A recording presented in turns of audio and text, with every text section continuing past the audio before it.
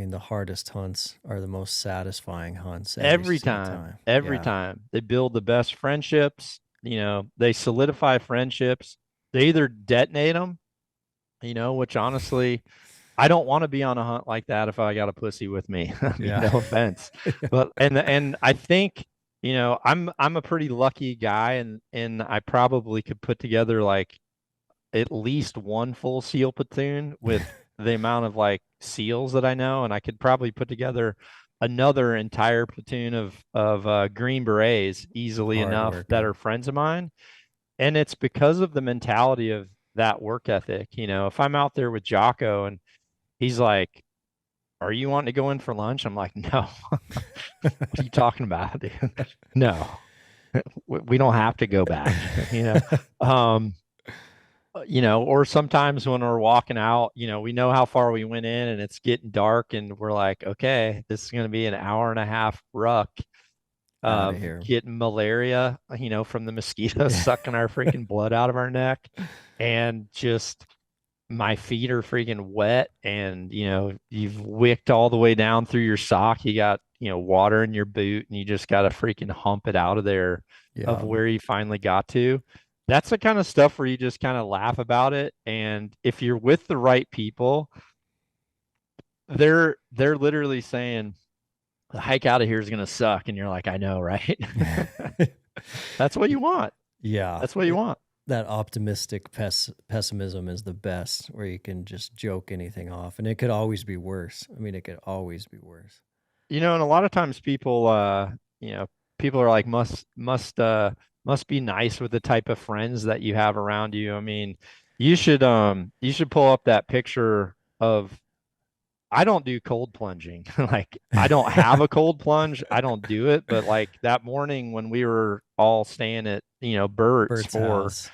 Winter Strong, um, I got up in the morning and maybe did a workout in my bedroom or something, and then, came out and then whatever. I don't know what Bert said, but we all had to get in this freezing pool forever how long, and everyone's kind of walking around the edge trying to figure out. I'm just like, Yeah. fuck this. Just cannonball in, dude. We'll see what it's Just like once we're in there. And then next thing you know, there's just a whole bunch of us savages in there just floating around in freezing cold water. So it was it was cool. That was probably one of the things I remember most about the weekend was, it was day awesome. one getting to, before we even had a coffee. I'm Yeah. like, can I at least have a coffee when I come out? We had to, jump in his frozen pool. So I love that stuff. And honestly, the people that do that around you, um, you just start to build this community around you where you don't have the ability to make excuses. Not with Yeah. the people we hang out with. I Yeah. mean, you're the same thing, you Yeah. know. You have the right group around you. They're not going to let you slip on those bad days or those bad seasons where you might want to take your foot off the gas pedal, but with the right guys around you, you just know that you can't. And that's a game changer when it comes to longevity of doing hard things, that Yeah. the right guys are everything. Yeah, well that picture right back there is actually a picture from Arnie. And then there's actually a smaller picture right underneath it with Frank Zane. Um, and I remember I met Arnold and Frank when I competed in the Arnold Classic. There was pro archery there for 2 years.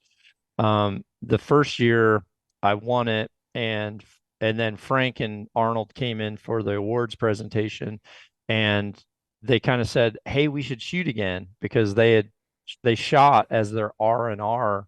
Archery was their R&R during the bodybuilding era. Hmm. They shot at Santa Monica High School, and I've got a really cool picture of them shooting recurves That's during that crazy. era, and Arnold's tricep looks like a freaking ham hock hanging down.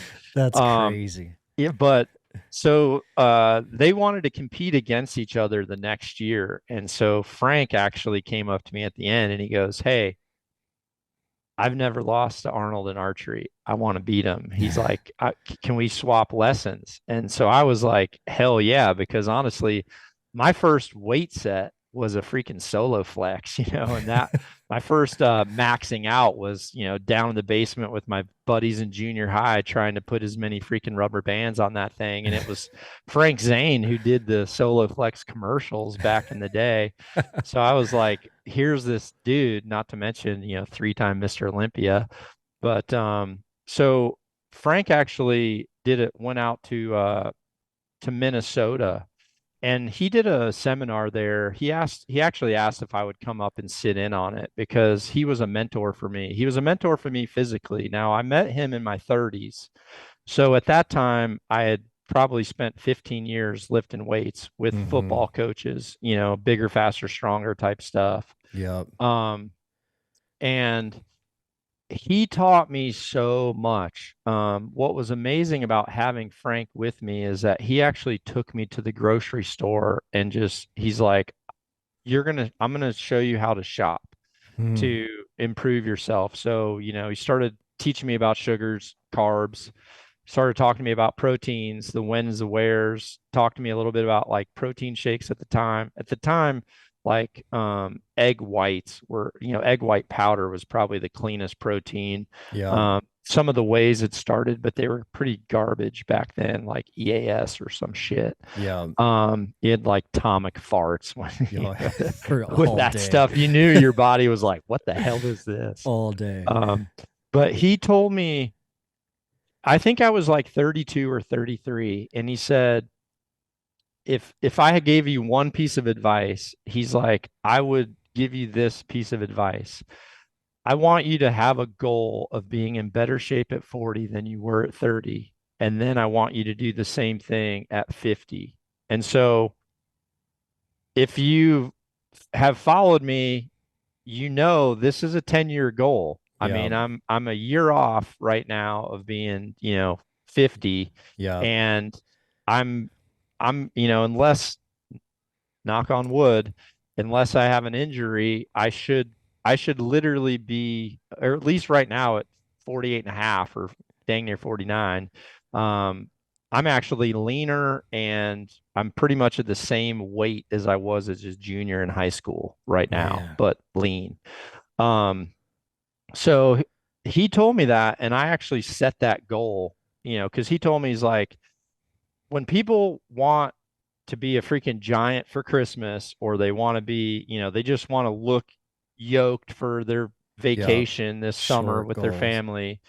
He goes, that's when injuries happen. And he's like, and honestly, you can't, it takes you, a lot of people get bigger, they gain weight, unwanted weight over a course of time. And then all of a sudden you realize, like, whoa, what happened? Which honestly happened to me, about in that COVID era. Um, it was kind of the same thing for me. I just wasn't doing cardio. Honestly, I started just changing to some bad carbs and stuff like that. And then Yeah. when I finally am like, wait a minute, you're going to miss your 50. You're going to miss your goal unless you make a life change.